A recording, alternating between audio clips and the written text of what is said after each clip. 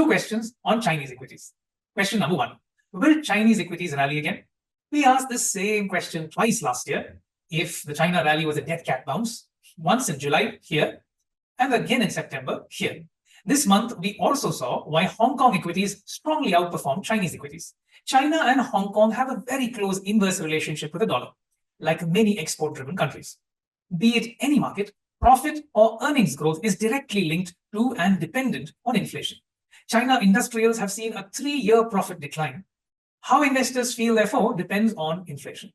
China's earlier deflation phases were global commodity price driven. However, currently, deflation is manufacturing-led even after adjusting for technological changes.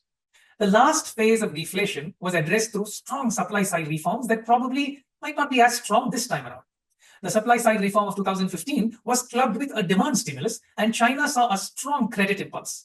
So long as deflation stays, it seems unlikely that China would see any appreciable rally. Question number two. Why does China's stimulus depend on the United States? The answer to this question lies in US-China negotiations. Why is that?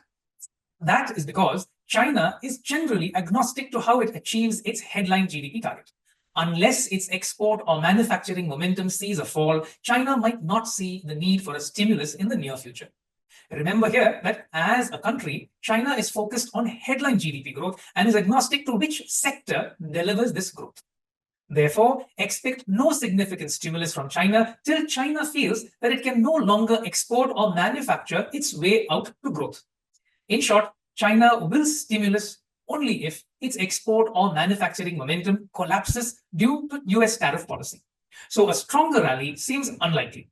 However, if at all China equities witnesses a strong and sustained rally into the months ahead, it would be driven by multiple re-rating that are driven by flows rather than any increase in earnings growth. If that unlikely China rally does materialize, yuan strength, a carry unwind, and a shave off of FII flows into India are key outcomes to watch out for. Mutual fund investments are subject to market risks. Read all scheme-related documents carefully.